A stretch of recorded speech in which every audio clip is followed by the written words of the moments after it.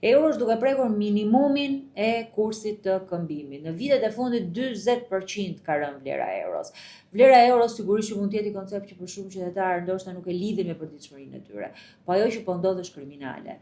Vlera e euros po ndikon në çmime, po ndikon në eksporte, po ndikon në punësim, po ndikon tek bizneset shqiptare dhe çdo retorik që qeveria shqiptare mund të bëjë për të nxitur eksportet e për të stimuluar sektor është e kotë. Prej zhvlerësimit e euros sot dy sektor kryesor, ai prodhimi të fason, po njëkohësisht bujqësia janë në kolaps total.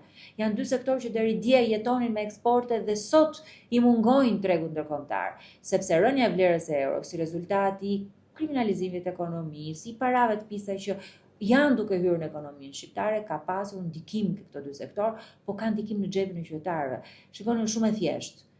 Zhvlerësimi i euros bën të pamundur që produktet shqiptare të dalin jashtë, bën të pamundur që fermerët të kenë një të ardhur shtesë, bën të pamundur që biznesi fason të mbajnë 175.000 punonjësit në punë.